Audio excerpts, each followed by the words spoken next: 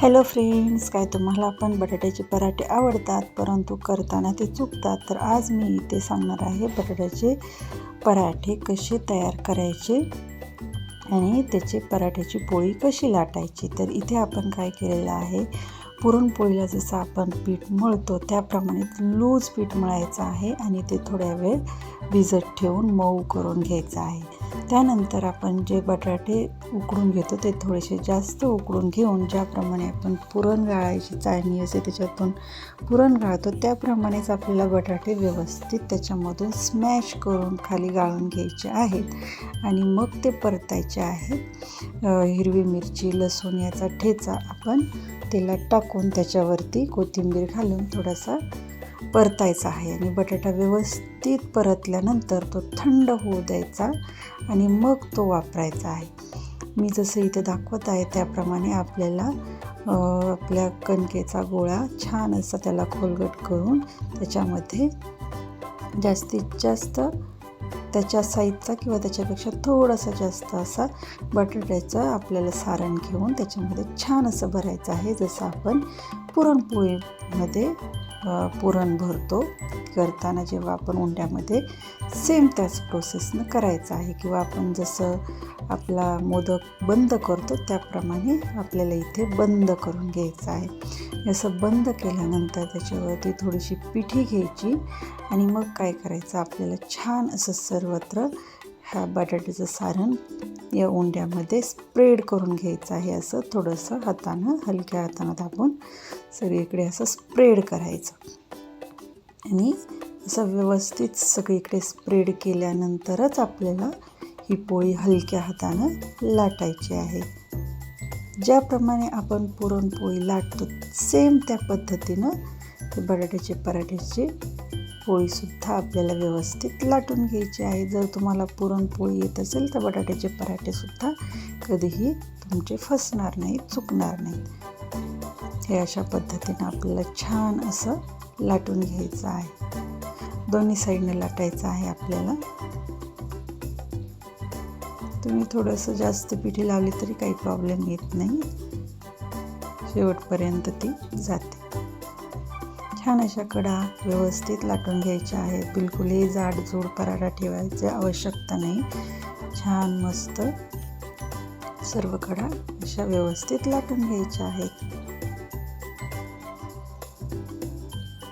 तुम्ही इथे पाहू शकता की ती छान आपली पोळी सरकते आणि सगळीकडे आपल्याला व्यवस्थित बेलनं फिरवून ही लाटून घेता येते.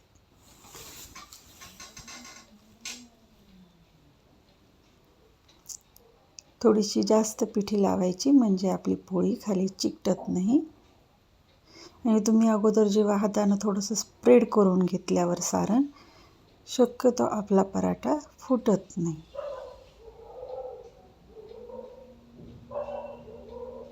आता काय करायचं, तवा गरम करायला ठेवायचा आणि तो फुल गॅसवरती ठेवायचा किंवा खूप जास्त गरम झाला असेल तर थोडासा कमी करायचा आणि त्या गरम तव्यावरती आपला हा पराठा शेकून घ्यायचा आहे.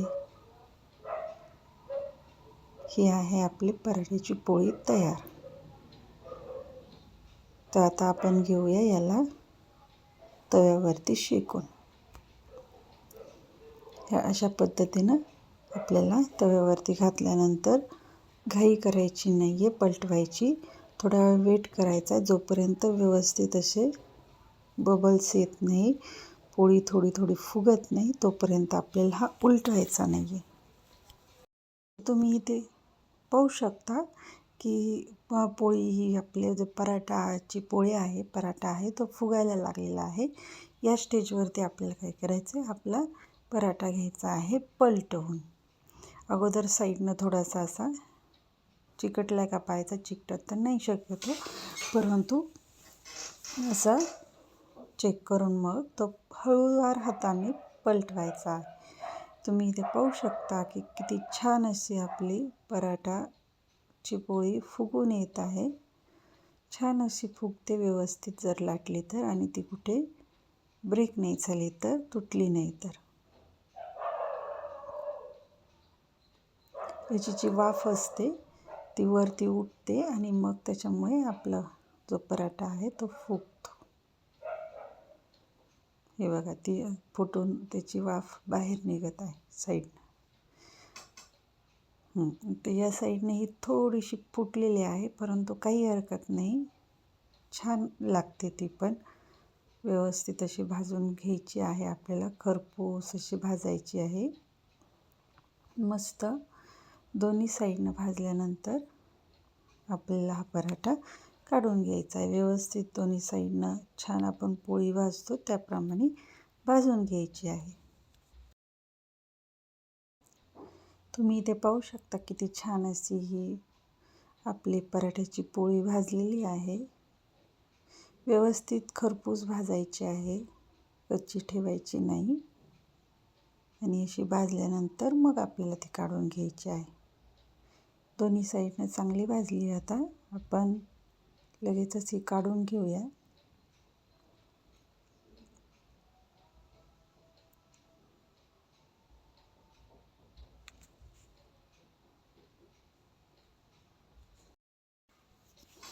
चला तर आता आपण हा पराठा काढून घेऊया.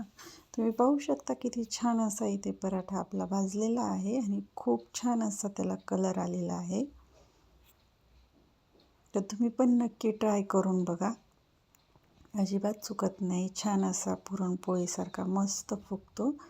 आणि याचं सारणही मी तुम्हाला दाखवते किती छान असं स्प्रेड होतं. इथे आपण पराठा तोडून पाहूया. हे तुम्ही पाहू शकता.